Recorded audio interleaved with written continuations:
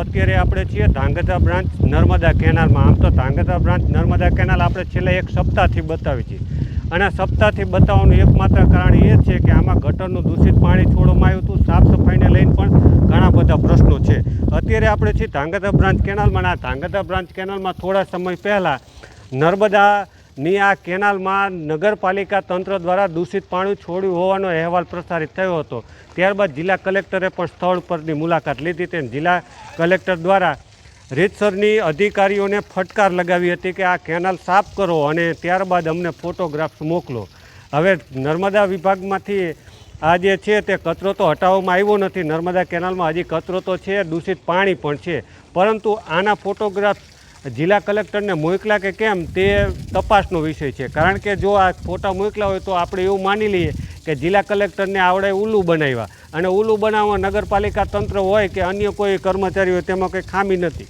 કારણ કે અત્યારે આપણે સૌથી મોટો ભરોસો જિલ્લામાં હોય તો એ જિલ્લા કલેક્ટરનો છે. કારણ કે જિલ્લા કલેક્ટર છે તે સૌથી બેસ્ટ વ્યક્તિ છે, અને જિલ્લા કલેક્ટરનું સૌથી સર્વોપરી પદ છે, અને જિલ્લા કલેક્ટર જ આ કામગીરી સ્વચ્છ કરાવી શકે એવી અમને આશા છે. કારણ કે જિલ્લા કલેક્ટરે જે મુલાકાત લીધી અને નગરપાલિકાના અધિકારીઓને જે રીતસરની ફટકાર લગાવી છે તે આપણે જોઈ છે. એટલે અત્યારે આપણે હળવદ શહેરની ધાંગધ્રા બ્રાન્ચ નર્મદા કેનાલમાંથી સાયફન ભરેલું છે. આ સાયફનમાં દૂષિત પાણી અત્યારે પણ સ્પષ્ટ દેખાય છે. એટલે જે તે સમયે અહીંયા માછલીઓ મોત થયો અને અહેવાલ પણ આપણે જોયા હતા કે અહીંયા માછલીઓ મોત થયા હતા. એટલે માછલીઓનું જે મોત થયા હતા તે પાણી ન હતું એના કારણે થયા હતા. પણ નગરપાલિકા તંત્રએ ખૂબ સારી કામગીરી કરી, એના પણ આપણે વખાણ કરીશું જ. કારણ કે તેમણે પાણી આપ્યું એટલે ઘણી બધી માછલીઓ બચી જાય. પરંતુ અત્યારે જે સાયફનમાં પાણી છે તે મોટા ભાગનું દૂષિત પાણી છે.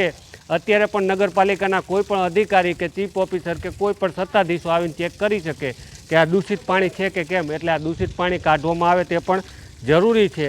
હાલમાં પણ પાણી છોડવાનું ચાલુ જ છે. આગળ જે રાણકપર રોડ છે ત્યાંથી પાણી છોડવામાં આવી રહ્યું છે. ત્યાં પણ આપણે સવારે લાઈવ કર્યું હતું. ત્યાં પણ જિલ્લા કલેક્ટર નોંધ લે તે પણ જરૂરી બન્યું છે. ને હાલમાં પણ પાણી આવી રહ્યું છે ગટરનું દૂષિત પાણી નર્મદા કેનાલમાં. એટલે વહેલી તકે જિલ્લા કલેક્ટર દ્વારા ફરી મુલાકાત લે અને યોગ્ય રીતે સફાઈ થયું છે કે કેમ તેની નોંધ પણ લે. કારણ કે ફોટોગ્રાફ્સ મોકલા હોય તે કદાચ એવું પણ બની શકે કે અન્ય જગ્યાના હોય અથવા તમને છેતરા પણ હોઈ શકે. એટલે ખાસ તો જિલ્લા કલેક્ટર દ્વારા પણ અહીંયા નોંધ લે અને આ જે વિડીયો છે તેમના સુધી પહોંચે તેવી પણ આપણે નમ્ર અરજ છે. કારણ કે આપણે પણ મોકલશું, અન્ય મિત્રો પણ શેર કરશો. કારણ કે અહીંયા જે કેનાલનું સાફ સફાઈ થયું છે કેવા પ્રકારનું થયું છે, તમારી બાજુ કેનાલમાં ગટરના પાણી છોડવામાં આવે છે કે કેમ, અને અત્યારે જે ગટરની સાફ સફાઈ થાય છે અથવા અગાઉ થતી હતી એ બંને વચ્ચે તફાવત છે કે કેમ તે પણ કોમેન્ટમાં અચૂક જણાવશો.